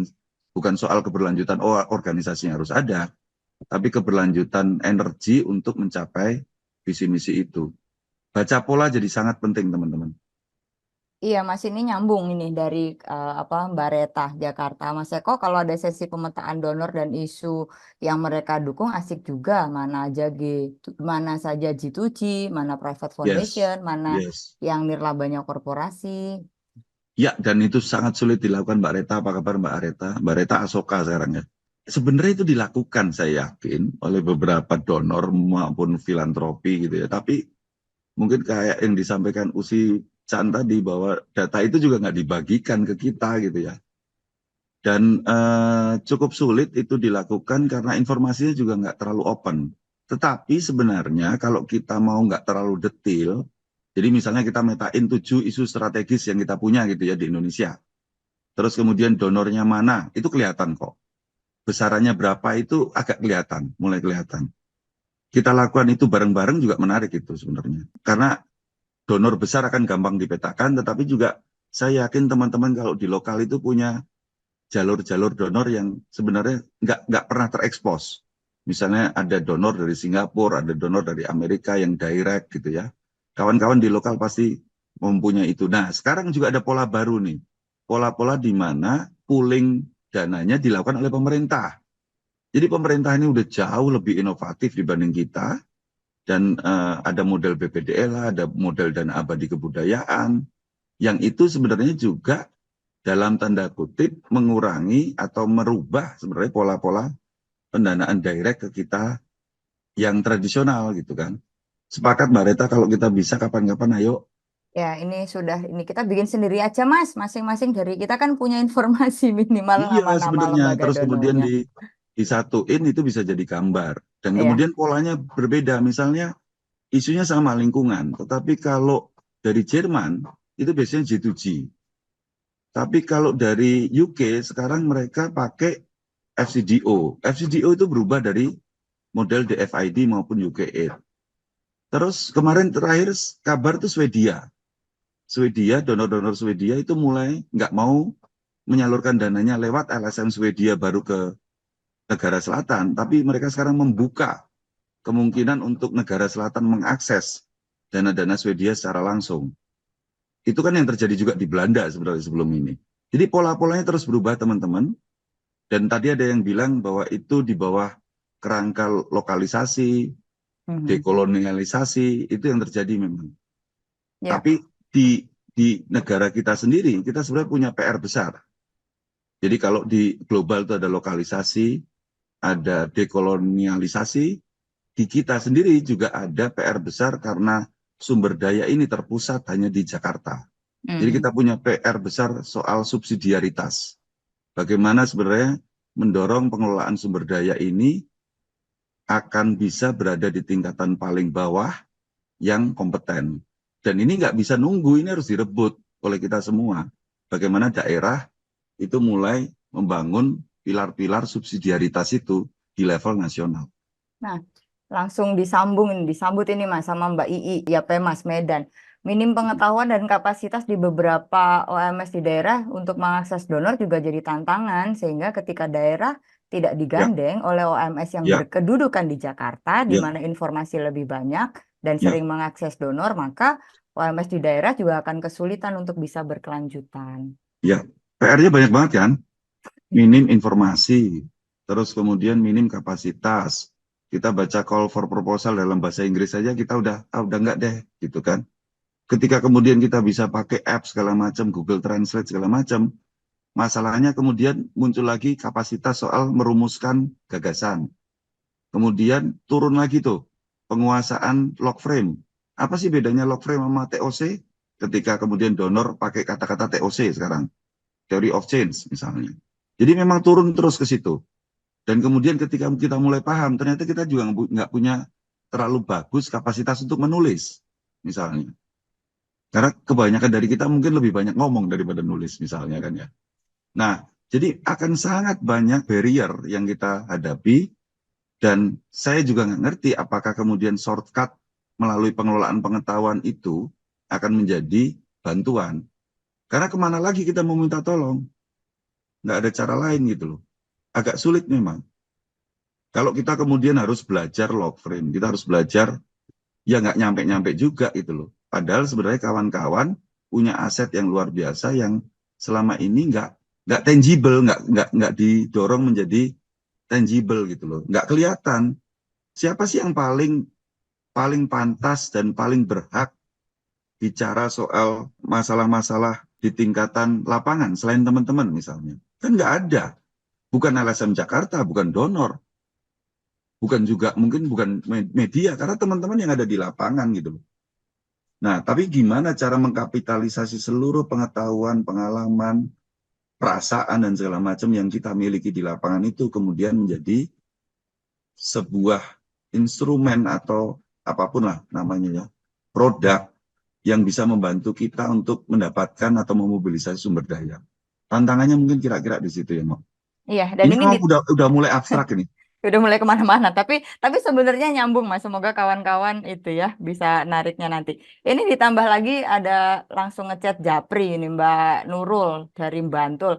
Nah, sementara sekarang tantangannya birokrat-birokrat juga lebih maju dari LSM karena yang jadi ASN adalah alumni-alumni LSM dan penerima beasiswa luar negeri yang memengaruhi pola pikir mereka. Iya, kalau meminjam terminologinya teman-teman Puskapol UI, mereka nyebut bahwa di bawah kerangka perkembangan demokrasi kita yang saat ini, pemerintah rezim otoritarian ini sudah jauh lebih punya inovatif metode. Jadi mereka nyebutnya ya dengan sinis gitu ya. Mereka memuji pemerintah bahwa pemerintah punya metodologi yang sangat inovatif dan kita nggak punya. Mereka punya cara-cara yang sangat halus, sangat subtil untuk mengekang perkembangan civil society. Dari sektor pendanaan misalnya, dari sektor misalnya pengawasan pajak misalnya. Teman-teman ngalamin nggak? Kalau dulu misalnya transfer duit itu bebas-bebas saja gitu ya. Sekarang transfer duit harus ngisi form misalnya. Bahkan di jumlah tertentu harus ada proses-proses yang kemudian harus konfirmasi. Nerima duit dari luar, kalau direct gitu ya, misalnya dari Jerman, masuk ke Jogja misalnya, pasti ditelepon sama banknya. Ya kan Mbak Nurul? Ditelepon, diklarifikasi ini duit dari mana. Menggunakan undang-undang teroris, TPPU, itu akan membuat kita terus makin terbatasi. Sekarang dana di atas 1M di rekening misalnya, ya kalau rekeningnya itu rekening pengusaha gitu nggak apa-apa ya, tapi rekening ini rekening OMS misalnya, itu sudah pasti akan masuk PPATK. Jadi mereka punya sekian banyak inovatif metode, inovatif model untuk kemudian membatasi gerak. Yang kita aja yang nggak sadar. Termasuk juga penguasaan pool funding tertentu. Bencana ke depan akan masuk BPDLH. Jadi kalau ada misalnya kategori tertentu di mana bencana itu bencana yang bisa memberikan akses bagi pelaku humanitarian internasional, itu pasti akan diarahkan ke pemerintah. Walaupun memang LSM bisa mengakses, tapi kita nggak lagi mengakses ke donor, kita mengakses ke pemerintah. Di India sekarang terjadi, mereka ada 6.000 CSO yang kemudian gulung tikar karena mereka tidak boleh menerima dana dari asing. Jadi itulah situasi yang kita miliki. Kita nggak ngerti ke depan gimana, tapi kayaknya Prabowo lebih dekat sama LSM seharusnya. Ya, tapi kita tahu siapa dia gitu loh. Nah, jadi kita tahu persis bahwa situasinya nggak akan jadi lebih baik, teman-teman. Situasinya akan apa ya? Kita bisa bayangin lah ke depan kayak gimana. Sedangkan kita harus stay sebagai penyeimbang aktor-aktor pembangunan yang lain. Bentar lagi OECD, kita masuk dalam aksesi OECD. G20 udah. Ini Itu teman-teman. Sekalian aku bacain deh ini Mas Denis Jogja. Sepakat termasuk melalui ambiguitas UU Ormas hasil revisi itu juga semakin membuat Persis, government leluasa persis, mengawasi kinerja OMS. persis. Di visi Teman-teman, misinya ada mendorong dana abadi LSM tuh. ya, dana abadi LSM dibangun oleh Pokja, di teman-teman di tingkatan nasional beberapa LSM. Nah, ketika membangun itu, pertanyaan kritisnya kan cantolannya apa? Kalau dana abadi pendidikan, itu jelas, Undang-Undang Pendidikan Tinggi 12. Undang-Undang Kebudayaan itu memunculkan dana abadi kebudayaan. Kalau dana abadi OMS, cantolannya apa? Ketika Undang-Undang Ormas pun kita belum terima. Jadi ini problem besar sebenarnya. Belum lagi Undang-Undang ITE, belum lagi Undang-Undang Perkumpulan sebenarnya yang juga nggak maju-maju pada saat yang sama. Belum lagi teman-teman, kita punya Undang-Undang PUB, pengumpulan uang dan barang yang versinya tahun 61. Teman-teman yang misalnya udah melakukan penggalangan dana dari teman-teman filantropi yang lain, pasti ngerasain. 3 bulan sekali mereka harus bikin proposal ke Kemensos untuk disetujui, dan 3 bulan berikutnya berbasis penilaian notariat, mereka harus laporan. 3 bulan sekali. Jadi gimana mau gerak kita? Kalau bicara situasi, ya situasinya nggak ada yang cukup enabling ya, memungkinkan kita untuk berkembang. Ada yang mau share ini, No? Ya, Jangan chat. ada yang mau Ngomong. mendebat Mas Eko? Nggak mendebat lah. Enggak Yang ya. mau sharing, mau Yang apa, Sob? sharing, cerita gitu, curhat, boleh deh. Mbak Mana Reta, tadi? mungkin Mbak Reta. Ada siapa lagi, No? Bentar, aku harus buka, Mas. Mbak Reta ini juga menarik kan kalau melihat perkembangan Asoka sekarang. Nah, gimana Mbak Reta? Apa yang kemudian dibayangkan menjadi inovatif model di gerakan aktivisme ini yang sedang digagas teman-teman? Aduh, ditodong. Nah, Apa ya, nggak ada yang baru sih, Mas Eko. Aku justru ingin melanjutkan ide buat kita pemetaan bersama tuh. Menurutku banyak yang bisa oke. bantu dari situ. Karena masing-masing dari kita kan semua sudah punya pengetahuan dan kita tahu si lembaga donornya itu bergerak Ya, di bidang mana ya. aja. Mungkin teman-teman yang ada yang dekat dengan basis donornya ini kemudian bisa melobi, siapa tahu untuk perluasan dananya kan. Jadi kalau kita punya informasi strategis itu, kita bisa pakai bersama-sama untuk saling maju gitu ya. Kan tadi kita ngomong soal kompetisi tuh, ya udah ayo kita majuin bareng-bareng, kita kerja bareng sekarang gitu untuk membuat informasi strategisnya bersama. Itu sih paling, Mas. Ya, kebayang walaupun belum terlalu ini ya. Tapi daripada misalnya kita dalam tanda kutip ngemis-ngemis dana abadi OMS ke pemerintah gitu ya, lebih baik kita menggalang kolektivitas untuk lebih ini ya, lebih dalam tanda kutip kita lebih punya bekal informasi, punya bekal peta gitu kan, kayak kelompok kerja penggalangan dana sebenarnya. Ya coba nanti kita diskusikan. Itu Ya, oke. Kak Iren Nababan, boleh sambil dengerin Kak Iren, silakan Kak. Kalau saya sebenarnya tadi ya di luar tentang slide tadi, menarik sebenarnya menurut saya. Pernah beberapa kali diskusi dengan Feby, ini kita kekurangan mengenai kaderisasi ya. Ya. Dan kembali berkaitan dengan itu, Mas Eko, bahwa lembaga-lembaga yang ada sekarang, kalaupun dia sudah, UMS-nya itu sudah tua dalam kutip usia si yang bersangkutan, terus kemudian juga SDM yang ada di sana, pada akhirnya kan dalam tanda kutip kan mereka pensiun. Selanjutnya ngapain mereka gitu. Ada juga yang kemudian mengatakan kenapa tidak buat lembaga konsultan buat mereka yang sudah pensiun. Tapi kemudian banyak juga itu yang tidak berjalan mungkin sesuai dengan harapan, barangkali belum sampai seperti Remdek kali yang begitu keren ya. Dan nggak tahu sekarang seperti apa, apakah juga akan ditinggalkan oleh yang sudah saya melihat ada gap yang kemudian itu tidak turun gitu kepada regenerasi tadi, itu yang pertama. Terus kemudian kedua tadi mengenai lembaga. Kalau lembaganya sudah tua, pada akhirnya ketika dia ada regenerasi, dia tidak akan bisa dalam tanda kutip seperti cemerlangnya pada masa-masa jayanya dulu. Karena apa? Kan masa-masa sudah berubah, pendanaan juga sudah berubah, strateginya juga sudah berubah. Jadi ada beban yang dimiliki oleh regenerasi yang baru tadi. Itu yang kedua. Terus kemudian yang ketiga, begitu banyak serangan-serangan kepada kita OMS ini ya, serangan-serangan dalam hal ya peningkatan kapasitas yang kayaknya sebenarnya beberapa lembaga selalu melakukan training-training gitu ya, sehingga kita akan selalu meminta yang namanya anak-anak muda yang bahkan volunteer untuk juga ikutan supaya kapasitas mereka juga meningkat gitu. Tapi pada akhirnya ketika mereka punya pengetahuan, mereka jadi PNS juga, di BUMN juga, hilang lagi SDM-nya. Jadi akhirnya kita sepertinya yang udah nggak laku ini yang akan tetap tinggal di UMS, begitu Mas Eko. Iya, aku setuju. Itu situasi umum sebenarnya di kita semua ya. Situasinya memang seperti itu. Jadi kita sebenarnya lagi di periode memang harus meredefinisi ulang sebenarnya OMS ini seperti apa sih. Karena pendekatan kita juga mungkin udah pendekatan yang kuno, yang sudah tidak diyakini atau tidak jadi beliefnya anak-anak muda. Di sisi lain tadi konkret dari Mbak Febri, anak-anak muda sekarang juga butuh, tidak bisa hanya mengandalkan aktivisme kayak kita dulu gitu loh. Mereka dikit-dikit juga butuh healing gitu kan misalnya kan. Memang nggak mudah. Saya pikir soal kaderisasi ini jadi, dan di beberapa tempat juga sebenarnya kalau kita lihat ketika anak-anak muda udah mulai masuk di dalam OMS, itu benturan juga terjadi. Dan ketika benturan terjadi, yang menang lagi-lagi yang orang tua kan.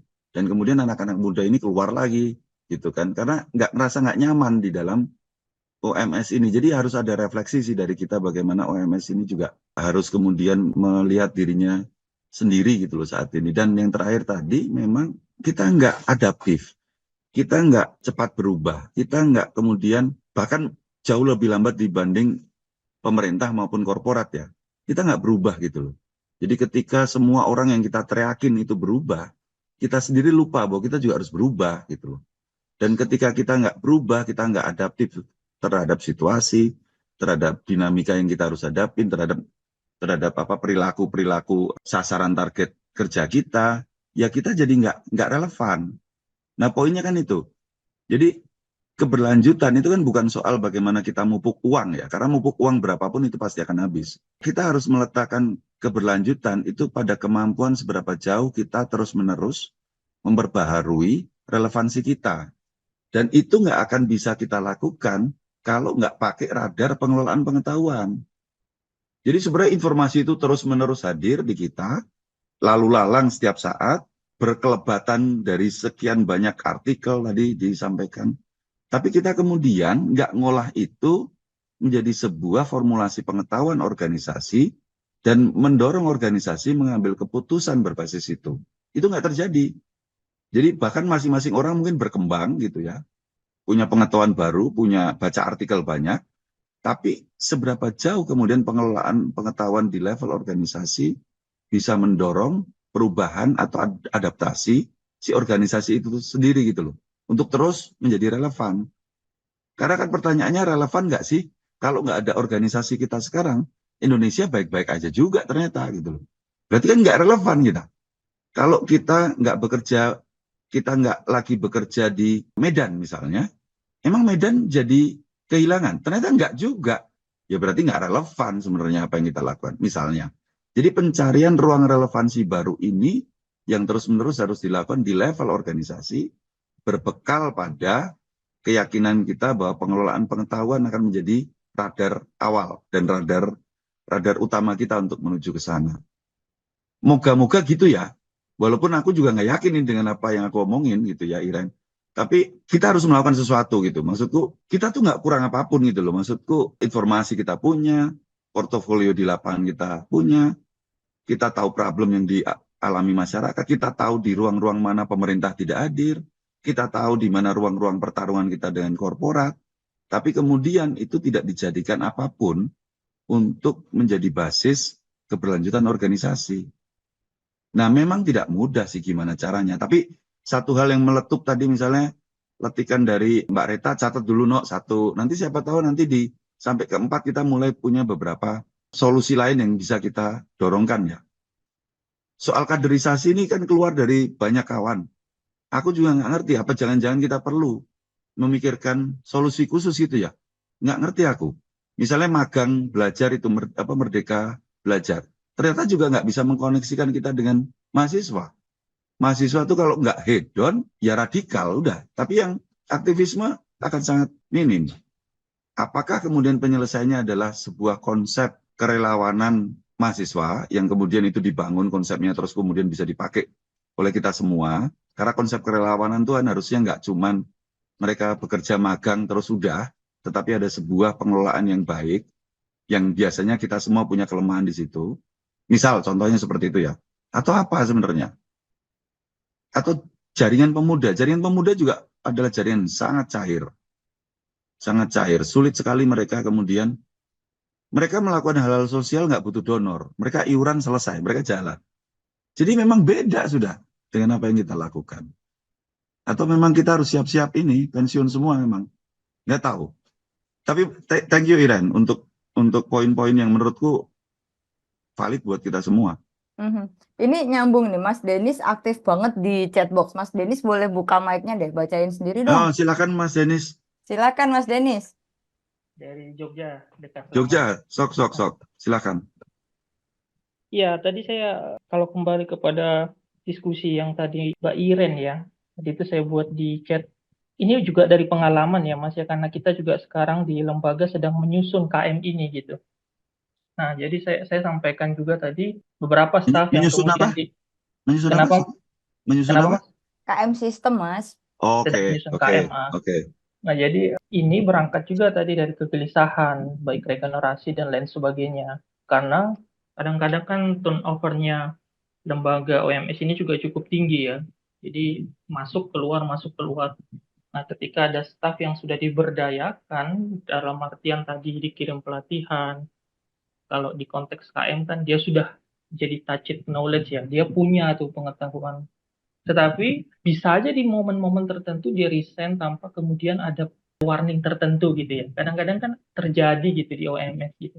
Karena kita modelnya kerja yang kadang memang masih sifatnya relawan, meski sekarang kita harus profesional memang membangun tata kelolanya, tapi beberapa SDM kan ada yang belum ke sana sehingga sudah difasilitasi banyak, keluar, tacitnya ke bawah, belum sempat diendapkan di organisasi dan menjadi pengetahuan di level organisasi, karena sistem KM-nya juga belum terbangun tuh. Ini yang tadi saya tulis di grup chat sebenarnya, dan itu juga yang sekarang banyak dialami. Nah, poin kedua tadi, mendefinisikan sebenarnya pengetahuan itu apa, dan pengetahuan mana yang diperlukan organisasi itu juga jadi PR tertentu itu nanti yang saya kira mungkin di pertemuan-pertemuan selanjutnya juga akan dibahas gitu. Karena ini problematis juga, kita tahu, kita data informasi kita tahu, tapi pengetahuan sampai pada, jadi apa sih pengetahuan itu? Ini juga problem sendiri. Nah, jadi akhirnya itu jadi membuat beberapa tidak, masih ambigu dan akhirnya berhenti. Nah, kembali lagi ke pekerjaan reguler. Gitu ya, Mas. Ya, sepakat banget dengan apa yang disampaikan Denis ya. Jadi tadi kan tantanganku adalah sejauh mana kita meyakini bahwa pengetahuan itu adalah basis atau sumber atau fondasi dasar untuk berlanjutnya organisasi. Kan itu jargon aja gitu loh. Kita belum sampai kepada keyakinan itu. Kenapa? Karena kita tidak mengelola pengetahuan, kan gitu ya. Nah, sekarang pertanyaannya gini. Benar apa yang disampaikan Denis? Data informasi kita kebayang. Tapi problem paling mendasar juga, paling besar dalam pengelolaan pengetahuan, itu kita nggak punya pengetahuan. Gitu loh. Kita punya data, kita punya informasi, tapi kita nggak punya pengetahuan. Kita tidak bisa mendorong itu ke level pengetahuan. Nah, kalau kita nggak punya pengetahuan, ya kita nggak bisa mengelola pengetahuan. Kalau pengelolaan pengetahuan adalah basis sustainability, maka tidak punyanya kita pengetahuan adalah jawaban paling mendasar kenapa kita tidak sustain. Tapi ini abstrak. Gimana caranya mendetilkan menjadi KM sistem, KM instrumen. Nah, itu nanti, itu next deh, pelan-pelan. Tapi duduk perkaranya seperti itu, teman-teman. Apa yang disampaikan Mas Denis tadi, menurutku itu poinnya. Ketika kita tidak mampu mendorong ini menjadi pengetahuan, pengetahuan itu apa sih? Ya kita nggak akan bisa mengelola pengetahuan. Dan pada akhirnya kita juga nggak akan sustain. Karena yang bisa bikin kita sustain cuma pengetahuan. Tapi oke, dengan segala situasi yang tadi kita coba diskusikan, kawan-kawan, saya coba nantang kita sendiri bareng-bareng untuk sedikit mengikat diskusi kita hari ini. Coba deh, kalau kita boleh bermimpi, berimajinasi, karena kita itu selain miskin resource, itu juga miskin imajinasi. Kalau kita bisa berimajinasi, maka sebenarnya yang ideal yang kita imajinasikan ya, kalau kita bisa mengelola pengetahuan di level organisasi, maka organisasi kita akan jadi seperti apa? Itu di hasil yang diharapkan ini loh, di slide ini.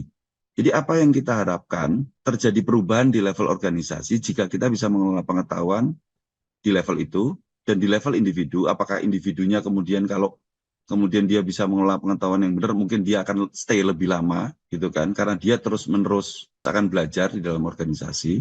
Dan di level data informasi itu mau jadi apa? Pertanyaannya diulang gini nih, teman-teman chat aja. Kalau kita berimajinasi, walaupun kita belum tahu tuh gimana caranya, nggak usah dipikirin, tapi kalau kita punya imajinasi, kita bisa mengelola pengetahuan dengan baik, maka apa yang akan terjadi atau perubahan apa yang akan terjadi di level organisasi menurut kita, atau di level individu, atau mungkin kalau individunya makin punya pengetahuan berarti makin cerdas kan, itu malah makin cepat keluar dari LSM kita, kan bisa juga itu.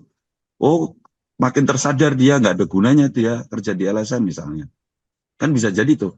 Tapi apapun imajinasi kita, jika pengelolaan pengetahuan itu dilakukan lebih baik di level organisasi, apa yang akan berubah?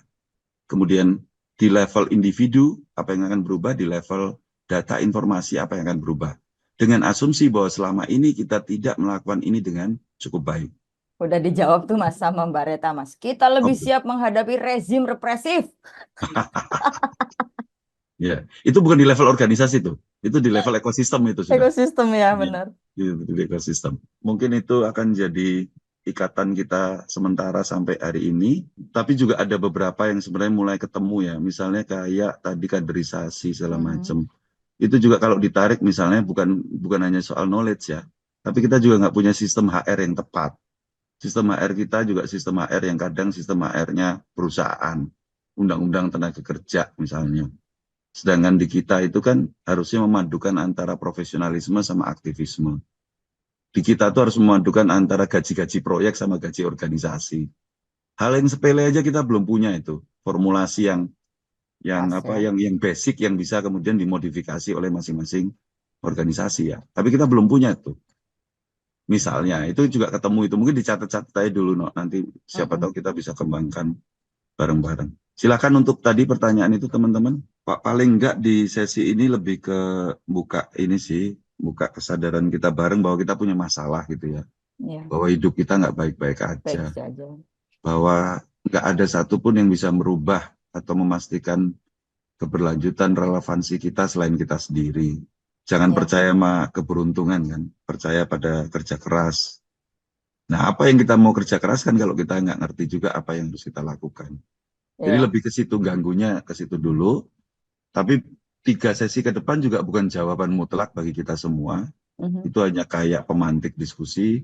Kawan-kawan mungkin harus tetap refleksi ke dalam untuk melihat apa kesesuaian konteksnya dengan organisasi masing-masing. Nah, pasti beda. Ya, dan ini ada Kak Nirwan Makassar, perlu mendorong OMS sebagai ruang pembelajaran sekaligus ruang penghidupan. Ya, oke. Ada yang lain, kawan-kawan? Aku bicara tadi ya, ada yang nyebut siapa ya? Iren atau Mbak Reta yang soal training? Iren ya? Iya, kayak kami ini kan lembaga penyedia training ya. 15-20 tahun kami melakukan training. Tapi kemudian kalau dicek, apa perubahan yang terjadi gitu ya. Investasi juga kadang berhenti di investasi orang. Tidak kemudian diikuti investasi perubahan sistemik di level organisasi. Dan itu pun juga apa yang kita dorongkan semuanya itu kayak corong pengeras suaranya donor. Jadi kalau donor bilang, oh harus ada sistem keuangan yang baik, kita training sistem keuangan. Donor bilang harus ada safeguarding, kita training safeguarding. Donor bilang harus ada audit, ya kita bikin audit gitu ya. Tapi kan nggak bisa juga gitu loh. Hal itu disamaratakan, kapasitas itu kemudian harus dikejar di level itu. Kita sama-sama paham bahwa ada komunitas yang memang dia lebih fokus ke kerja rawatan misalnya, atau dia fokus ke advokasi, atau dia memang seni misalnya. Kayak seni disuruh audit misalnya. Itu kan kayak capacity building yang salah jalan gitu loh maksudku. Sebenarnya kita sedang tidak punya kendali pada ekosistem kita. Ekosistem kita dikendalikan oleh donor pasti, tapi kemudian juga sekarang ini mulai dikendalikan oleh pemerintah. Kita sendiri nggak tahu apa yang kita butuhkan, atau kita sendiri nggak tahu apa yang harus kita lakukan.